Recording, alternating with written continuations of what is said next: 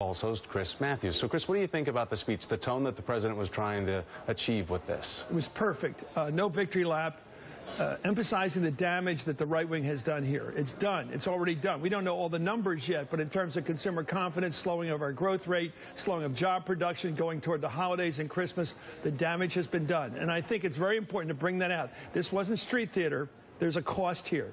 Now, behind that cost was an insult to the American people and to our government. The willingness of the people on the hard right, not John Boehner, he had to go along with it. On the hard right, their willingness to stop everything, risk default, in fact, pay the price of default in terms of wariness around the world about our value of our word, our signature, all because they believe, and this is a scary prospect, about 30% of the country thinks they're better Americans than the rest of us.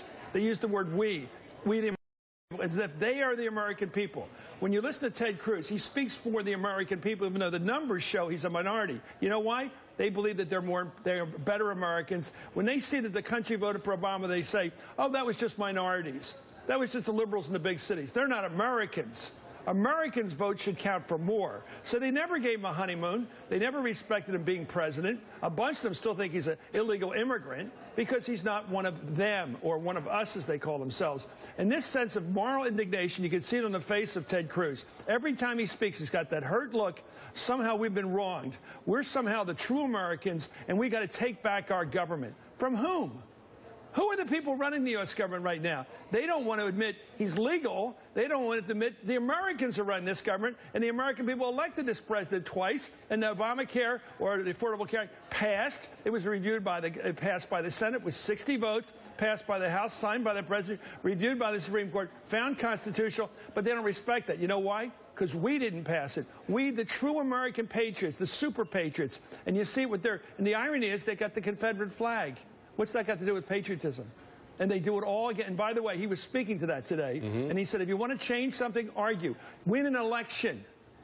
Well, and you know what? They take that as an insult because they don't think they can win any more elections because they're the minority now. But in that speech, Chris, though, the president respects divided government and respects disagreement. We're going to have disagreement as long as we live, Thomas. But it's the dysfunction that's the problem. Is basically in the middle, politically divided by two sides. And the only way we're going to resolve things is getting together and compromising. And those people think a compromise means dealing with the enemy.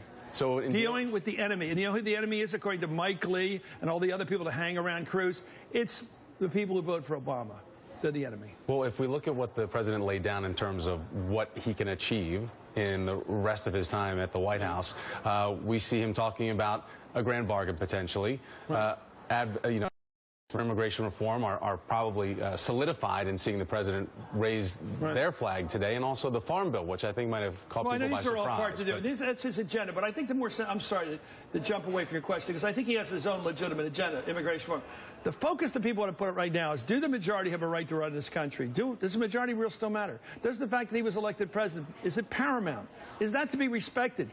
You look at Cruz's face. He doesn't respect the election of President Obama, the re-election of President Obama. You look at Mike Lee. They all run around as if we got all these white people out here, this little minority of the country, but they're better Americans than the rest, and we represent them. So what they're saying, you listen to Sean Hannity last night, the next round is in 90 days. We can't wait for round two. They're going to keep doing this on a rotational basis every 3 months, as long as they can do it, because what they want to do is bring down this government, not just Obamacare. They want to bring them down. But how do you think that's going to go to their benefit? Because we talk about 90 days and we get into January. Turmoil. That means 2014. I think what they want is continual elections. They want continual anger. They want to stir up the people on the right, make them hate Obamacare, propagandize against, use all the big money they can get. Look at the advertising against Obamacare. It's $500 million to like $75 million in terms of advertising. They want to keep pounding this guy. They want to shake him. But I have to tell you today, that speech, the president can be aloof. He can be away from the action sometime and not hang around with Congress enough. I'm for all those criticisms. But he came through today. That was a three-pointer.